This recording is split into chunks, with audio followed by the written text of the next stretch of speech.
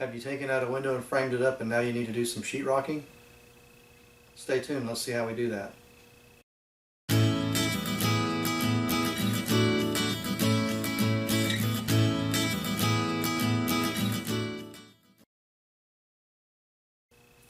Now, this is kind of a follow-up to a previous video that I made where I did actually do the video basically on how to remove the window and frame it up and stuff. And in the video I showed how I put OSB and just temporary siding on the outside. And then the video was quickly went over the drywall. I didn't show that process. So in this video I had a couple more windows to take out, and instead of getting into how I did the siding on the outside, I'm going to concentrate on how I did the sheetrocking on the inside. So this video is probably more for knowing how to drywall, how to mud sheetrock and stuff. So let's get into the video and see what I did here. In a previous video I showed how I pulled the window out of the framing area and how it was done backwards, and this is what I was talking about. The flange on the window is actually on the inside, and that's not how you're supposed to put a window in, which makes taking a window out more difficult. And I hope that you all don't run into this kind of problem, but if you do, I'll just kind of recap over it. I'll put the link down in the description for the previous video so that you can get an idea. I had to trim back the sheetrock just a hair. I mean, it's pretty much exposed. I just kind of squared it off some so to make it easier to put a piece of sheetrock back in it. But the next step will be removing these nails, and then it looks like they might have caulked it or sealed it in with caulk. I'm going to pull the nails out of the window using these tools. Using the hammer to drive this nail puller out. Hopefully. Aluminum's the window's aluminum, so this should dig through the aluminum. It's just getting a bite on it without tearing the sheetrock up. Then getting it started, then I can use this other design nail puller. And I'll put these down in the description so that you can order some if you can't find them somewhere. As I mentioned, these nails should be on the outside, so you should be pulling apart the brick mold or any kind of trim you have out there, and then actually get to these nails and then do this. This is not normally on the inside. Taking a risk of damaging the sheetrock, so I have to be really careful. But this is pretty much how I use these tools. You just kind of try to get up underneath the head of the nail, and then start pulling out, and then you can use the other type of puller to finish pulling it out.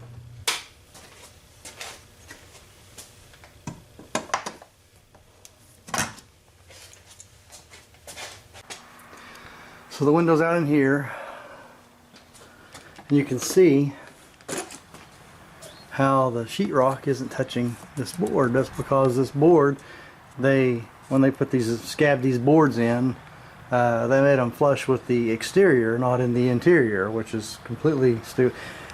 This is what you run into when you pull windows out and do work on old homes, is you find out how retarded everybody was that thought they were, they had a hammer and a screw gun. They thought they were carpenters. Well, this guy wasn't a carpenter, he's an idiot. So anyways, now I'm going to be tearing out that wood before I can get to the part of showing you how to frame in a window. It's important when you're hanging sheetrock that you catch your sheetrock one piece dead center of the stud, and the other piece will butt to it. That way you have enough basically meat on the stud to be able to put your screws or nails into it. Sometimes the situation doesn't allow you to be able to put the sheetrock dead center on a stud, so you may have to add another stud. Just the point of it is you want one piece of sheetrock on the end to be solid on a stud, and then if you have to put another stud in, like stud 2 here, then you put the next sheetrock and let them butt in the center.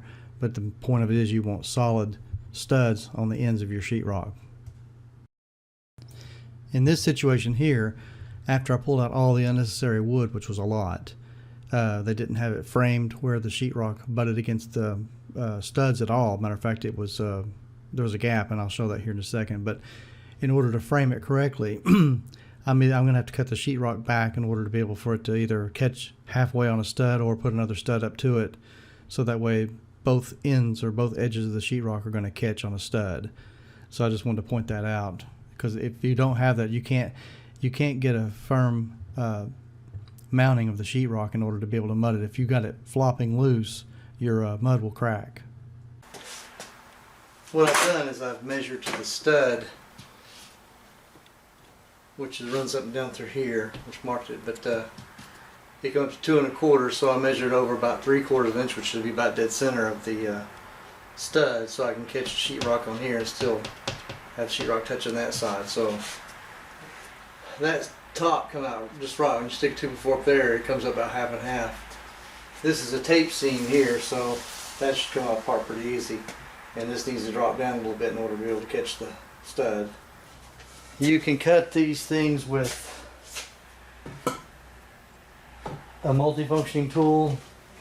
It's got a reciprocating blade. You can use a handsaw, but it's going to be kind of hard to handsaw again once you get on the stud. This tape line, once I cut it, it should just fall back. But I'll kind of give you an idea of how to cut this. Just what you have to do is just score it. Of course, now this will have to actually be cut.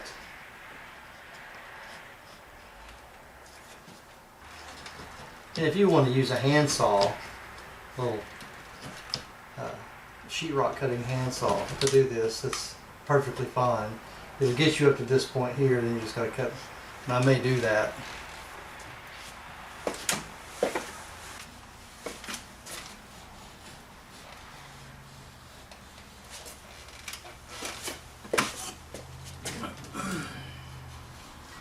The secret to keeping that line straight when you're cutting is always pull down towards you. Once you get it down to eye level and you're looking at on top of it, you can zigzag because you're no longer seeing the drawn line in your peripheral.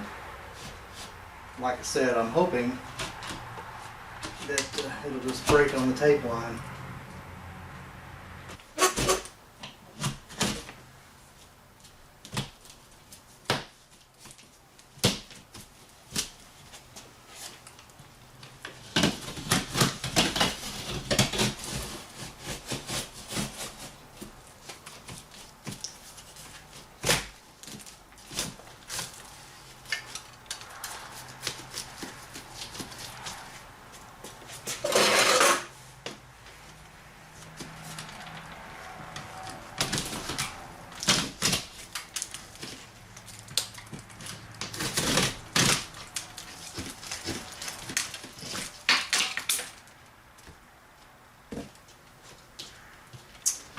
There's a few sheetrock nails. Alright.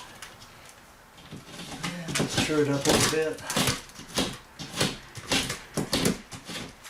It's always hard to retro like this.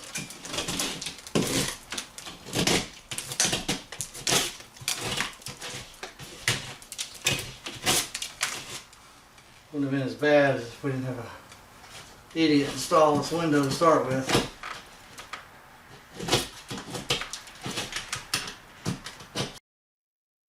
Once you have the old window removed and all the unnecessary wood, and you get the framing done, it should look like something like this. As I mentioned, you can refer to the other video that I created on how to frame in an opening window, because this is more about the sheetrocking, but I wanted to kind of recap what we did. But once you get your outer sheeting on, then you're ready to put some insulation in, if you so choose. Okay, I've framed in the window frame, the window opening, and I've cut back the sheetrock. Now I'm going to measure, and it's coming up about 31 5/8 on that one, less than 31 5/8 there. You want to do it at several points. I've already measured this and cut the sheetrock. I think it came out 38 1/2. So I've already cut that. These are scrap pieces. This is green. This is usually used in bathrooms where you're going to put the tub and stuff. But for this case, it'll work, because all I want to do is just fill this hole in. It's in a garage. And this won't hurt. It's just more expensive to use. So I've already marked my line. And I made it a heavy 31 1/2 is what I've done. And probably have to have some trimming. So now, I've already made my marks, top and bottom.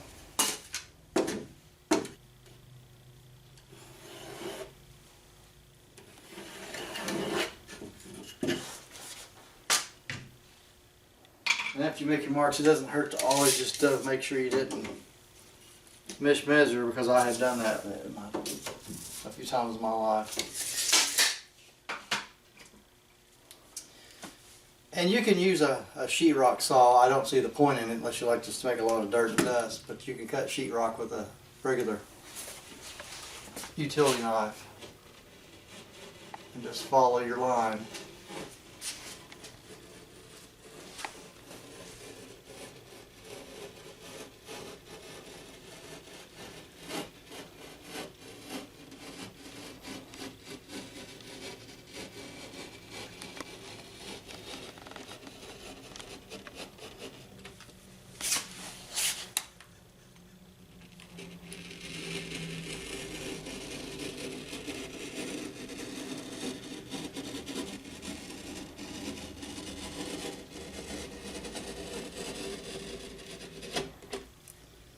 That's all it takes is a score. Pick it up and then just kind of break it.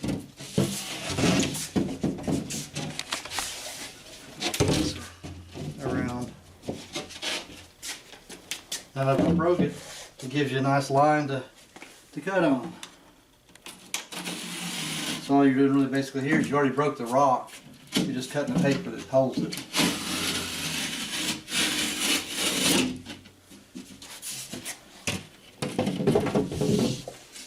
And there you've cut a piece of sheetrock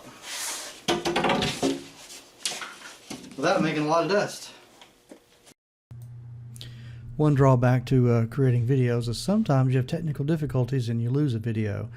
So I'm missing a whole section to where I actually put the screws in the sheetrock and how I set it up there. So I'm going to demonstrate with some visuals, which probably actually come out cleaner anyways. But before you set your sheetrock in place, be sure to mark the area where your center vertical running stud is, or if you have more than one, but put your marks up on your existing sheetrock. That way you can draw a line, and that way when you put your screws in your sheetrock, you're going to actually hit the actual stud instead of, you know, guessing at it. Now I know this pattern where the screws are look like I've shot it up with a machine gun, and it's going to depend on the size of the window you have based on how many screws you're going to have. You want your screws, or if you want to use nails, but you're going to want them on the existing sheetrock, you're going to want them at least about 8 to 10 inches apart. And it's also going to depend on how loose or how damaged your sheetrock is in condition. But your pattern would look something like this. But like I said, don't count these as how many screws you're going to put in it. In that particular size window, which is about 40 inches high, I pretty much just put 2 screws dead center, and I think at about 6 inches apart, maybe 4, I can't remember. But that's just generally your pattern. And because what reason why you want to screw down your existing sheetrock is to make sure that it's solid against the board, the same as your new piece. That way it resists any kind of cracking later on. Once I got my sheetrock in position, I used a drywall screw gun, and the reason why is because when you go to put the screw in, you don't want it to really go all the way through the paper, because the paper is actually what holds the sheetrock firmly. Once you cut through the paper and go into the sheetrock, it can come apart, and you can set the depth of how far you want the screw to go down quicker and easier than if you're trying to use a drill. However, there are other tools, and I'll put that down in the description, that you can use for attachment for a drill, or you can use your drill, but I'm going to demonstrate how far down the screw should go. At a closer look, you can see that the screw is down below the paper and has ripped it. And then you can see here that the screw is just set down on the paper and just a hair below.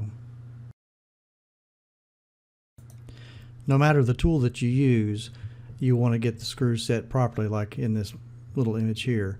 You don't want the screw to stick up too far. You don't want it to be ripped through the paper. You want to set just right. If you decide to use nails, in this image here where it says properly set, you want your nail to sit down about that deep. No deeper, because it can also cut through the paper, and you don't want to put a big huge dent in your sheetrock enough to fill in a lot. So just about that much there below the paper edge. Okay, when you want to mud, or rather tape with mud, the trick is to get plenty of mud on the wall. I mean, you'll be taking it back off when you start squeegeeing the mud out, but just it doesn't hurt to pack it in that gap a little bit. And this just to get, they're just taping, so you're not trying to make it perfect.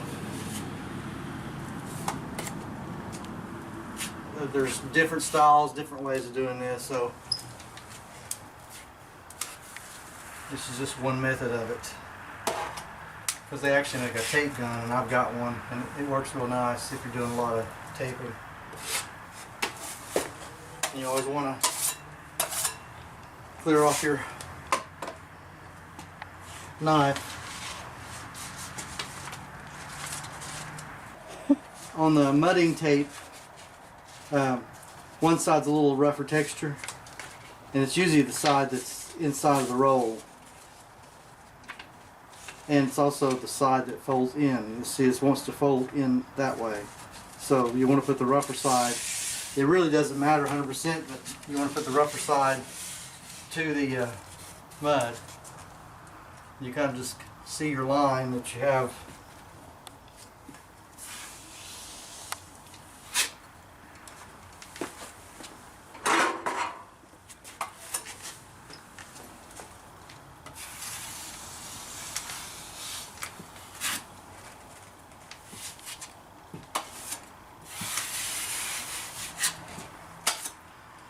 Unfortunately, this garage, the mud in here, the sheetrock that's already here, is just in horrible shape. So it keeps picking up debris and leaves little spots in it.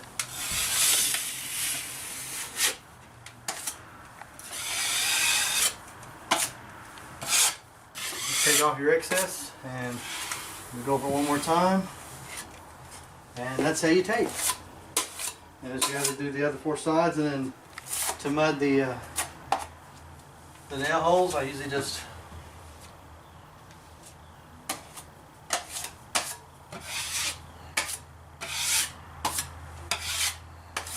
you don't want to try to cover them, make it perfect on the first time out. You just put a little on there, and then your second run.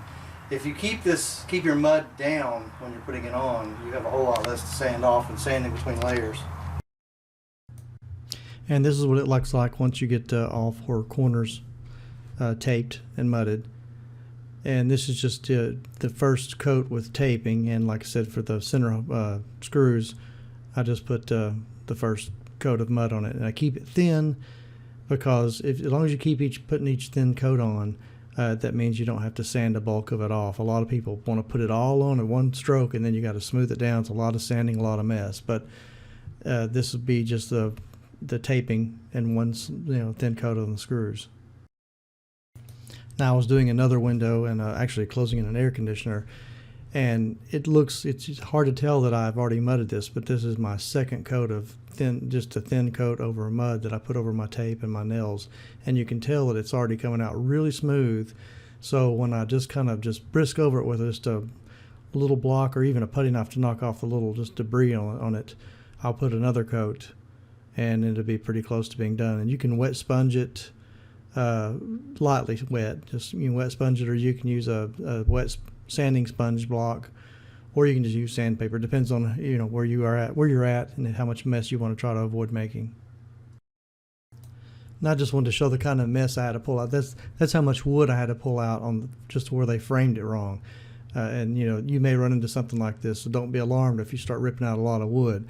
I had to on this just in order to be able to frame it in correctly for the sheetrock. So I hope you found this video helpful on how to put sheetrock up over a window hole. And if you have any questions, please leave a comment. I usually check those within the next day, or have a response by the next day. And my website's down in the description as well, so you can always leave me a comment or a message there. Send pictures if you need to, whatever. I don't charge for advice or suggestions or anything. So I hope you liked this video, and if you did, like and subscribe, and we'll see you in the next one.